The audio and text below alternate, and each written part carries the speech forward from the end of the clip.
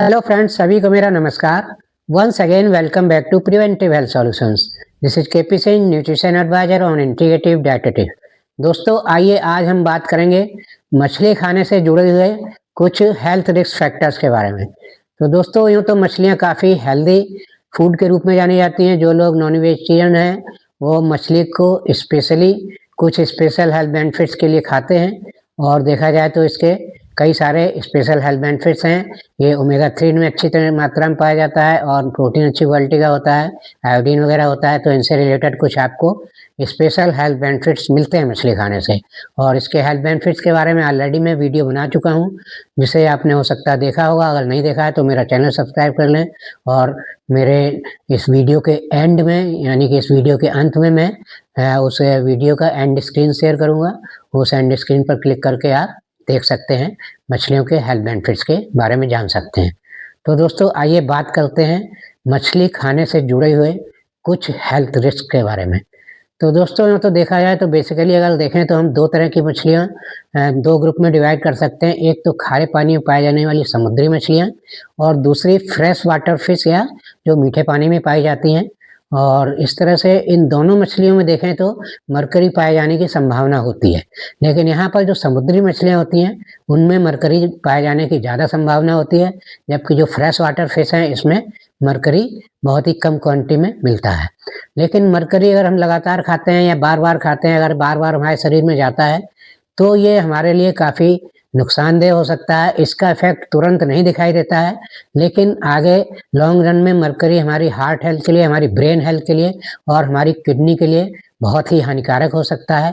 और हमारे लीवर में मरकरी को डिटॉक्सिफ़ाई करने की क्षमता तो होती है, लेकिन बहुत ज़्यादा नहीं होती है। अगर बार-बार मरकरी हम लेते हैं तो हमारा मरकरी बॉडी डिटॉक्सिफ़ाई ठीक से इसको नहीं कर पाता, बल्कि इसको डिटॉक्सिफ़ाई करने का बहुत लंबा प्रोसेस होता है लीवर में, और जिसके कारण फिर लीवर धीरे-धीरे डैमेज होने लगता है।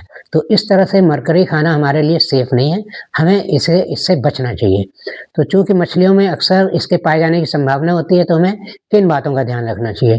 तो दोस्तों, यहाँ देखा जाए तो आप जब भी मछली खाएँ तो बड़े साइज़ की और ओवर एज मछली, मतलब जो जिस मछली की बहुत ज़्यादा एज है, इस टाइप की मछलियों को अवॉइड करें। क्योंकि मछलियों के अंदर ये क्षमता होती है कि वो मरकरी को एक कंपाउंड के रूप में स्टोर रखती हैं, उनके टिश्यूज़ में ये स्टोर हो जाता है। और जो जितनी पुरानी मछली होगी, जो जितनी ओल्ड होगी और जो जितनी बड़ी होगी, उसमें मरकरी ज़्यादा पाया जाता है। क्योंकि अगर देखा जाए तो बड़ी मछलियाँ जो हैं वैसे डायरेक्टली तो मरकरी का इंटेक नहीं करती हैं, क्योंकि वो अन्य मछलियों को खाती हैं। और समुद्र में देखा जाए तो एक वीड्स होती है, कुछ जो काई होती है जिसे हम एल्गी कहते हैं, उसमें मरकरी पाया जाता है। और जो छोटी मछलियाँ हैं ऐसी काई को खाती हैं, ऐसी वीड्स को खाती हैं। और जो बड़ी मछलियाँ हैं वो इन मछलियों को खाती हैं।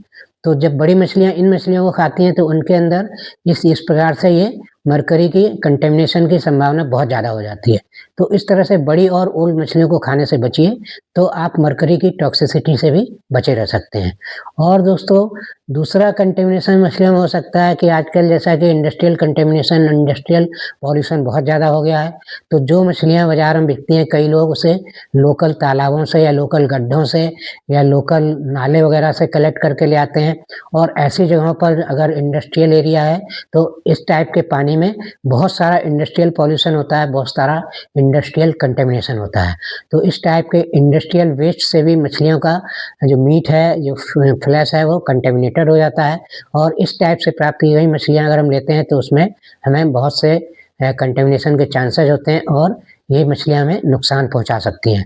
तो इस टाइप की मछलियों से भी बचिए। तो इससे बचने के लिए दोस्तों, जब भी आप लोकल वेंडर से मछलियाँ खरीदते हैं मार्केट में, तो कभी भी एक ही जगह से लगातार मछलियाँ खरीदें जब तक कि आपको ये पता नहीं है कि वो वेंडर मछलियाँ कहाँ से लाता है। तो हमेशा ट्राई करिए सेफ जगह से कलेक्ट की हुई मछलियों को इस्तेमाल करें, तो आप इस टाइप के कंटेमिनेशन से अपने आप को बचा सकते हैं। और इसी तरह दोस्तों, एक और तरीका है इस कंटेमिनेशन से बचने का, कि जो आपकी मछलियाँ, जो फार्मी मछलियाँ होती हैं, जो गवर्नमेंट के फार्म्स होते हैं, यहाँ मछलियाँ पाली जाती हैं और सेल की जाती हैं, वो मछलियाँ भी काफ़ी सेफ होती हैं, फ्रेश वाटर फिश होती हैं, और वहाँ पर किसी भी प्रकार के वाटर कंटेमिनेशन के चांसेस बहुत कम होते हैं। तो इस टाइप की मछलियाँ आप प्रेफ़र करिए, इनमें भी आपको कंटेमिनेशन नहीं मिलेगा। तो इस तरह से बहुत से, मतलब इस टाइप की सावधानियाँ लेकर आप मछलियों को इस्तेमाल करेंगे, तो इस टाइप से मछलियों से होने वाले नुकसान से या रिस्क फैक्टर से अपने आप को बचा सकते हैं और मछलियों का हेल्दी सेवन कर सकते हैं।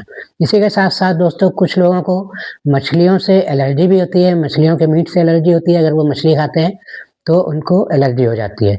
तो वो आपको अपनी एलर्जिक कंडीशन देखनी पड़ेगी, अपनी इम्यूनिटी देखनी पड़ेगी। अगर आपको मछली खाना सूट नहीं करता है, तो मछली खाना आपको अवॉइड करना चाहिए।